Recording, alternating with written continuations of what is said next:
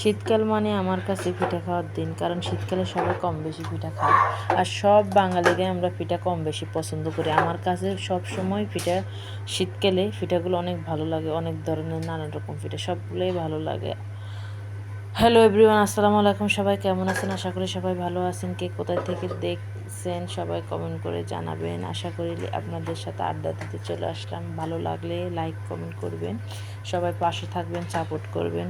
শীতের আমেজে পিঠা খাওয়ার মজাই অন্যরকম, আর মজাই আলাদা। আমার কাছে সবসময় শীতের পিঠাগুলোই বেস্ট হয়। কেন জানি না, শীতকালে খাওয়ার দাওয়ার আমার অনেক পছন্দনীয়, কারণ শীতকালে খেয়ে একটু আমি আলাদা রকম শান্তি পাই। আসলে যখনই আপনি শীতকালে এই গরম গরম ধোঁয়া উঠে চিতই পিঠাগুলো তুলে মাংস দিয়ে খাবেন না, ওটার টেস্টে অন্যরকম। আমার কাছে তো রাতের সময়, সন্ধ্যার সময় অনেক ভালো লাগে, কারণ আমি এই পিঠাটা খুব পছন্দ করি।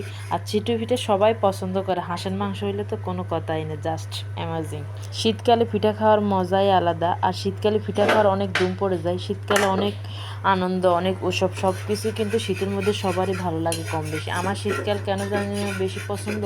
আমার শীতকালে সব কিছু খেতে ভালো লাগে, ঘুরতে ভালো লাগে, সব জায়গায় আনন্দ করতে ভালো লাগে। শীতকালে অনেক উৎসব হয়, কিন্তু তার মধ্যে আমার কাছে পিঠাপুলির উৎসবটা অনেক ভালো লাগে। আসলে কেন জানি না, সবাই অনেক কিছুতে সবাই আনন্দ পায়, কিন্তু আমার কাছে পিঠাটাই বেস্ট মনে হয়।